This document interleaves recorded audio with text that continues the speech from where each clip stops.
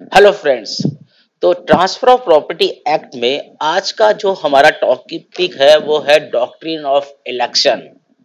ये बहुत important doctrine है और इसको समझना थोड़ा सा ट्रिकी है, लेकिन आई विल ट्राई कि आपको ये बहुत आसानी से समझ में आए। देखिए, इलेक्शन क्या होता है? What is election? Election means जब आपके पास दो या उससे ज्यादा अल्टरनेटिव्स हैं तो आपको किसी एक को चूज करना होगा। जैसे इलेक्शन करते हैं हम, बहुत सारे कैंडिडेट्स होते हैं, उनमें से किसी एक को आपको चूज करना है। The same way doctrine of election in case of transfer of property act में क्या होता है कि मान लीजिए कि वह एक पर्सन है विच प्रोफेसेस टू ट्रांसफर प्रॉपर्टी, किसी एक प्रॉपर्टी को ट्रांसफर करने की अरेंजमेंट की है उसने या कोई कोशिश कर रहा है, which he has no right to transfer. देखिए, एक ऐसी प्रॉपर्टी को ट्रांसफर करने की कोशिश कर रहा है जिसका उसको कोई राइट नहीं है ट्रांसफर करने का, and as a part of the same transaction confers any benefit to the owner of the property. इसमें तीन पर्सन इन्वॉल्व है। पहला है ओनर। मान लीजिए एक ये प्रॉपर्टी है, इस प्रॉपर्टी का कोई ओनर है, ये एक ओनर है। अब क्या कर रहा है, एक पर्सन है दूसरा ए, जो कि क्या है, इस प्रॉपर्टी का ओनर नहीं है, पर वो क्या कर रहा है, इस प्रॉपर्टी को ट्रांसफर करने का प्रोसेस कर रहा है, कोशिश कर रहा है। ओके, तो वह कैसे कर सकता है जब प्रॉपर्टी तो उसकी है नहीं? तो वो क्या कर रहा है, उसी डीड के अंदर सेम ट्रांजैक्शन में वो ओनर को क्या बोल रहा है, ओनर को कोई बेनिफिट दे रहा है। He is giving some benefits to the owner in the same transaction and trying to transfer the property to a third person, let's say B, जिसको हम क्या बोलेंगे, ट्रांसफरी। तो यहाँ पे तीन पार्टीज इन्वॉल्व है, एक ओनर है, एक आपका जो पर्सन जो कि ट्रांसफरर है जिसकी प्रॉपर्टी नहीं है लेकिन वो ट्रांसफर करने की कोशिश कर रहा है, और एक है बी जिसको ट्रांसफर किया जाएगा। तो ये बोलता है कि जो ओनर है ना, उसके पास इलेक्शन करने का राइट है, और वही है डॉक्ट्रिन ऑफ इलेक्शन। उसके पास क्या राइट है, या तो वो उस ट्रांजैक्शन को बोल दे, कंफर्म कर दे, या उसको डिसेंट दे दे। मतलब वो यस बोल सकता है कि okay I accept this transaction, या वो डिनाई कर सकता है कि नहीं, ये ट्रांजैक्शन मेरे को मंजूर नहीं है।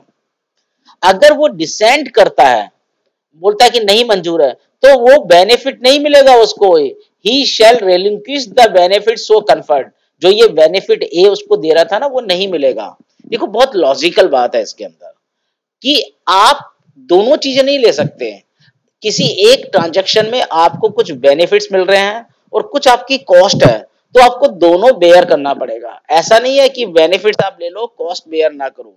You can't make an omelette and have the eggs too. जो ये होता है ना कि आप ऐसा नहीं कर सकते कि आप ये भी ले लो वो भी ले लो, नहीं, एक का इलेक्शन करना पड़ेगा।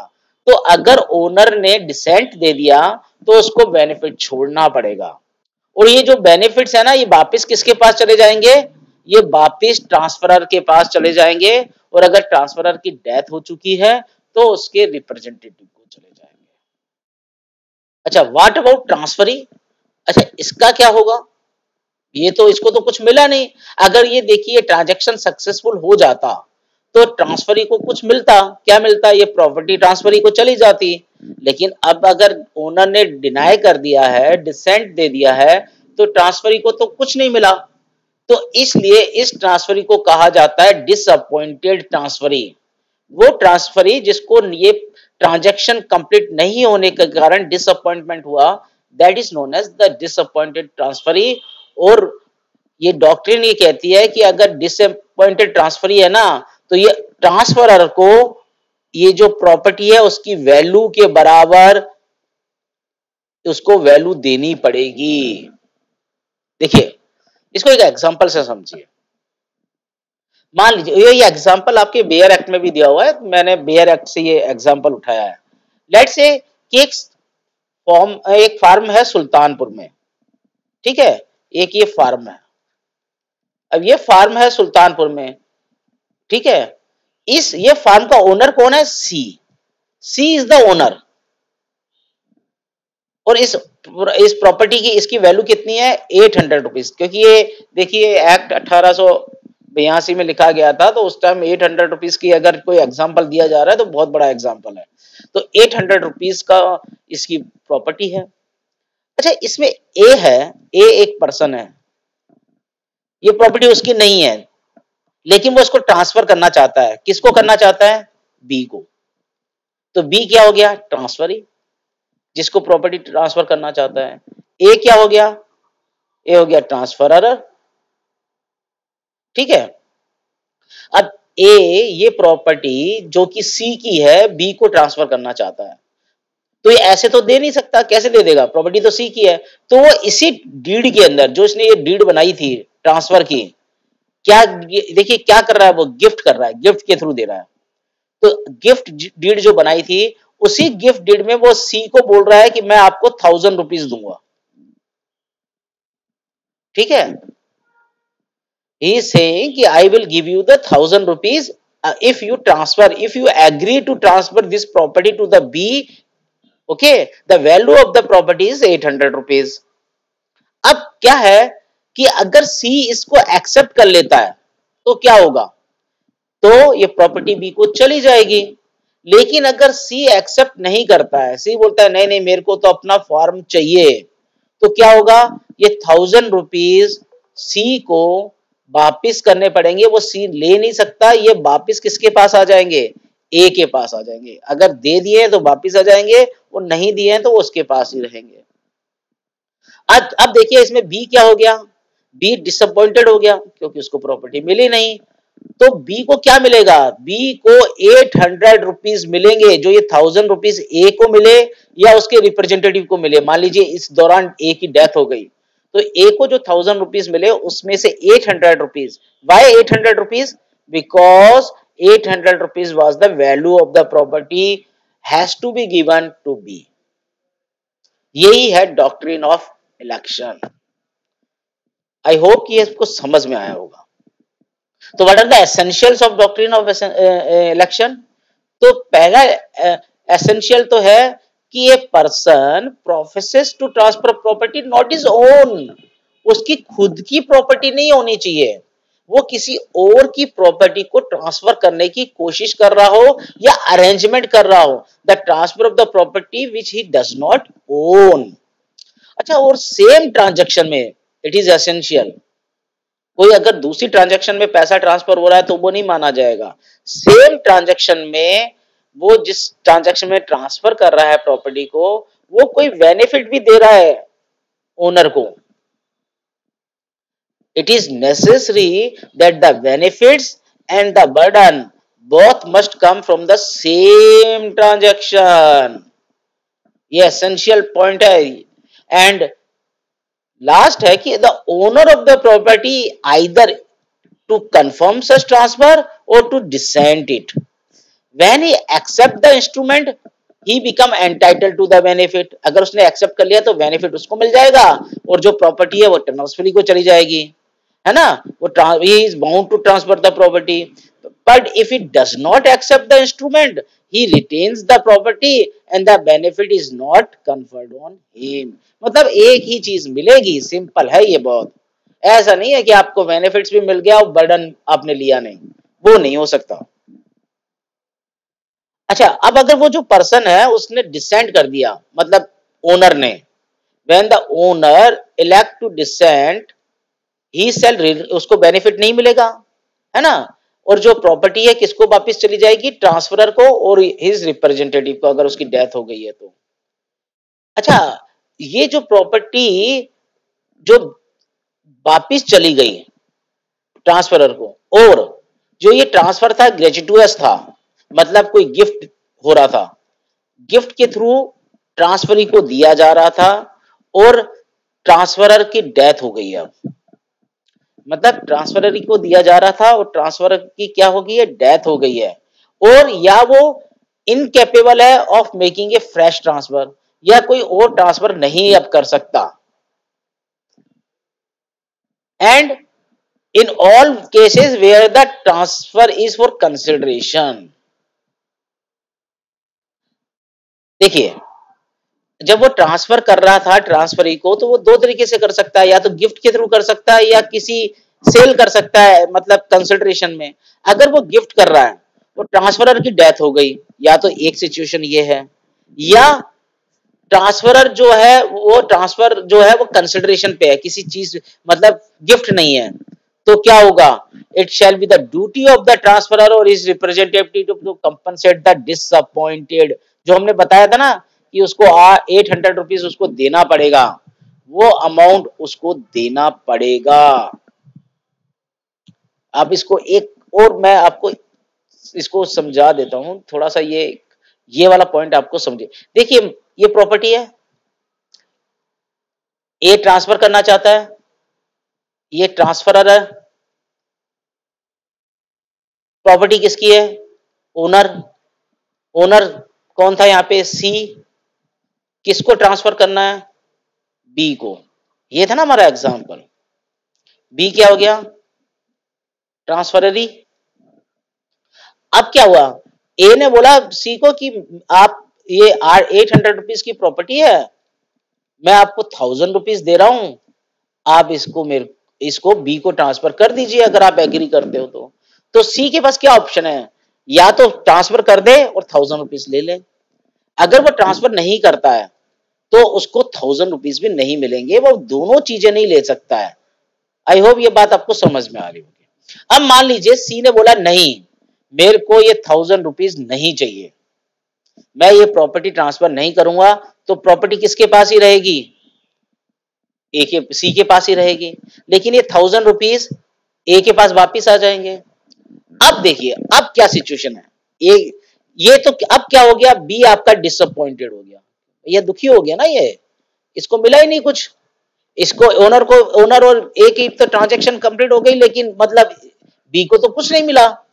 तो अब क्या होगा, ये ए, अब ये अब दो सिचुएशन है कि ये तो हो गया कि बी हमारा डिसअपॉइंटेड हो गया है।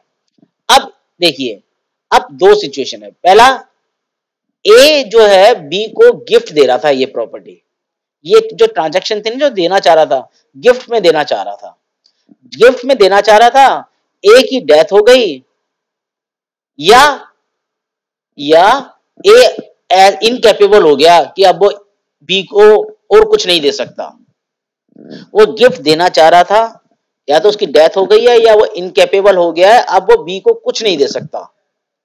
एक सिचुएशन ये है, या दूसरी सिचुएशन ऐसी है कि ए जो बी को ये प्रॉपर्टी दे रहा था कुछ कंसिडरेशन के लिए दे रहा था, मतलब पैसों के बदले दे रहा था। तो क्या हुआ इसका मतलब, अब अगर ये दो सिचुएशन है तो क्या होगा, ये जो 1000 रुपीज जो वापिस मिले हैं ना, उनमें से ए को इस बी को जो ये प्रॉपर्टी की वैल्यू है मतलब 800 रुपीज वो देने पड़ेंगे। ये है whole the doctrine of election. A को, बी को, या ए या उसके लीगल रिप्रेजेंटेटिव्स को, क्योंकि अगर ए की डेथ हो गई है तो उसके लीगल रिप्रेजेंटेटिव्स को प्रॉपर्टी की जो वैल्यू है वो बी को देनी पड़ेगी। कब, अगर इन केस ऑफ गिफ्ट ए की डेथ हो गई है और वो फ्रेश ट्रांसफर नहीं कर सकता, या अगर कंसिडरेशन के केस में जिसमें बी कुछ मतलब अमाउंट दे रहा था ए को। तो ये है आपका डॉक्ट्रिन ऑफ इलेक्शन। अच्छा, अब ये जो ए है, ये जो ओनर है, ये इसको सेलेक्ट करना है कि इलेक्ट करना है कि मेरे को लेना है बेनिफिट या नहीं लेना है, तो वो दो तरीके से ले सकता है, या तो डायरेक्टली एक्सप्रेस कर दे कि हाँ, बोल दिया उसने कि भाई मेरे को मंजूर है, आई एक्सेप्ट, या मना कर दे कि नहीं मेरे को मंजूर नहीं है, या वो इम्प्लाइड कर सकता है, इम्प्लाइड फ्रॉम हिज कंडक्ट। आपको पता होगा कॉन्ट्रैक्ट एक्ट में आपने पढ़ा होगा कि कॉन्ट्रैक्ट करने के लिए आपको बोलना भी जरूरी नहीं है, आप अपनी हरकतों से भी कर सकते हो। By your conduct also you can enter into any contract.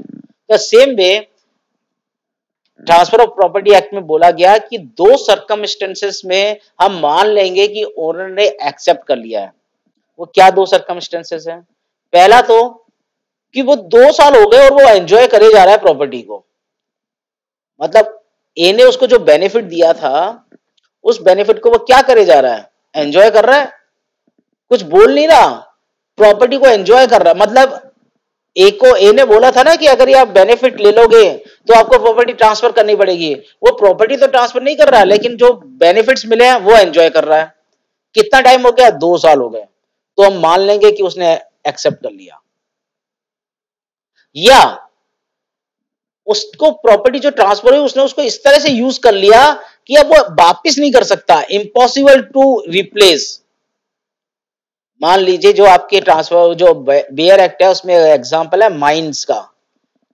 आपको उसने ना एक बोला कि ये प्रॉपर्टी तुम ट्रांसफर कर दो, मैं अपनी माइंस तुमको दे रहा हूं। तो उसने ओनर ने क्या किया, माइंस में से मिनरल्स निकालना चालू कर दिया और माइंस को एग्जॉस्ट कर दिया, पूरी मिनरल्स निकाल लिए।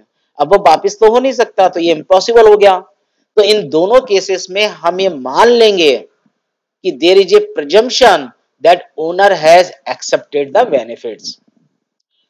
अच्छा, एक चीज और है, ये आपको कितने टाइम के अंदर ओनर को कंफर्मेशन देना है। तो एक्ट कहता है कि 1 year after the date of transfer, within 1 year, 1 साल के अंदर अंदर आपको बता देना है ओनर को कि भैया आप एक्सेप्ट कर रहे हो या नहीं कर रहे हो। इनफाइनाइट टाइम तक आपके पास ऑप्शन नहीं होगा, आपको 1 साल के अंदर बता देना है। अच्छा, अगर वो 1 साल के अंदर नहीं बताता है तो जो ट्रांसफरर है ना, वो बोलेगा उसको कि भैया 1 साल हो गया, आपने अभी तक बताया नहीं है, आप मेरे को बताओ कि आपको ये एक्सेप्टेबल है या नहीं है। और अगर ओनर रीजनेबल टाइम के अंदर नहीं बताता है तो ये मान लेंगे कि उसने इलेक्ट कर लिया है।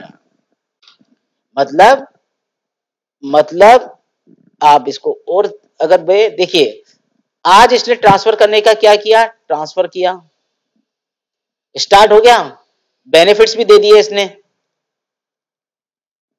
1 साल हो गया, जो ओनर है वो कुछ नहीं कर रहा है, एंजॉय किए जा रहा है ओनर, है ना, ओनर एंजॉय किए जा रहा है, एंजॉइंग द प्रॉपर्टी, 1 साल हो गया। अब क्या होगा, ये और उसे कुछ नहीं बताया, तो ट्रांसफरर ओनर को बोल सकता है कि भैया बताओ कि आपको एक्सेप्टेबल है या नहीं है, आप बता तो नहीं रहे हो, बेनिफिट्स एंजॉय कर रहे हो। तो ओनर को with in reasonable time yes या नो करना पड़ेगा। अच्छा, अगर वो नहीं करता यस और नो तो क्या होगा, तो ये मान लेंगे कि उसका यस हो गया है। अब मान लीजिए ट्रांसफरर ने भी नहीं पूछा, 1 साल और हो गया, मतलब टोटल 2 साल हो गए। अगर 2 साल हो गए तो अब तो कोई पूछने की जरूरत नहीं है, अब तो ये मान लेंगे कि ओनर ने एक्सेप्ट कर लिया है। या तो 2 साल हो गए या उसने उस प्रॉपर्टी को ऐसा एंजॉय कर लिया कि अब वो वापस करने के लायक बची नहीं है, इम्पॉसिबल हो गया है। तो हम उसको मान लेंगे कि डॉक्ट्रिन ऑफ इलेक्शन में उसने बेनिफिट्स एक्सेप्ट कर लिए हैं और प्रॉपर्टी ट्रांसफर हो जाएगी। So this was the our doctrine of election. I hope ये आपको समझ में आया होगा। अगर पसंद आया वीडियो तो लाइक कीजिए, सब्सक्राइब कीजिए। Thank you very much.